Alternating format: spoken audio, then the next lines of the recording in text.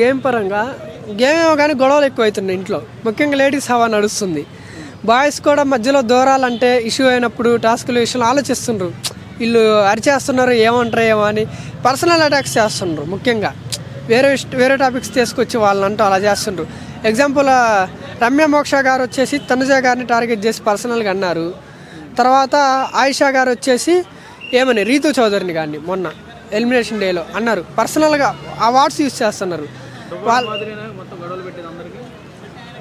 మాధురి గారా, ఆమె ఇంకా నేను తగ్గింది, మొన్న 2 రోజులు ఫైర్ అయింది. కానీ నాగార్జున గారు ఎప్పుడైతే శని ఆదివారాలు చెప్పారో అప్పుడు కొంచెం బిహేవియర్ మార్చుకుంది. ఇప్పుడు టాస్కుల మీద కూడా స్పోర్టివ్గా తీసుకొని ఆడుతుంది. మొన్నదాకా కదిలిస్తే కంపలాగా తగులుకుంటుంది, ఇప్పుడు కొంచెం బెటర్ ఆమె.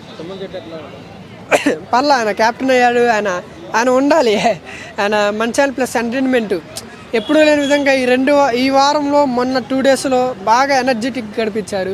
డ్యాన్స్ వేయటం కానీ బాగా హ్యాపీగా ఉన్నాడు మనిషి. క్యాప్టెన్ అయ్యాడు కదా, చలాకిగా ఉన్నాడు ఆయన. ఇమాన్యుల్ అని చెప్పే పని లేదు, ఫస్ట్ వీక్ నుంచి ఈ వీక్ దాకా అదే గ్రాసు. ఆయన గ్రాస్ పెరగడం పడిపోవటం ఏమీ లేదు, ఆయన ఇలా వెళ్ళిపోతుండు సాఫీగా. టాప్ 5 దాకా ఖచ్చితంగా ఉంటాడు. 5 ఇమాన్యుల్ ఒక ఆయన ఉంటాడు. రీతు చౌదరి గారు ఉంటారని అనుకుంటున్నా, ఎందుకంటే ఆమెకి నెగిటివిటీ ఉంది. నెగిటివిటీ ఎంత అయితే ఉందో పాజిటివిటీ కూడా అలానే ఉంది. ఓట్లు పడవేమో అనుకున్నా, ఎందుకంటే ఆ గురించి బయట కానీ 5 months నుంచి గొడవ జరుగుతూనే ఉంది ఆ విషయంలో, ఏదో ఒకటి మీడియాలో. కానీ ఆమె అది ఫేస్ చేసుకుంటూ ఇప్పుడు కొనసాగిస్తుంది, వస్తుంది అనుకుంటున్నా టాప్ 5 దాకా. ఇంకా డిమాండ్ పవన్ గారు, వీళ్ళిద్దరికీ రిలేషన్ విధంగా నెగిటివిటీ ఉంది. కానీ గేమ్ పరంగా వస్తే డిమాండ్ పవర్ గారు గేమ్లోకి దిగితే అవతలోడు భయపడే సిచ్యువేషన్ వస్తుంది అని రాము రాతురు గారు అన్నారు ఆయన.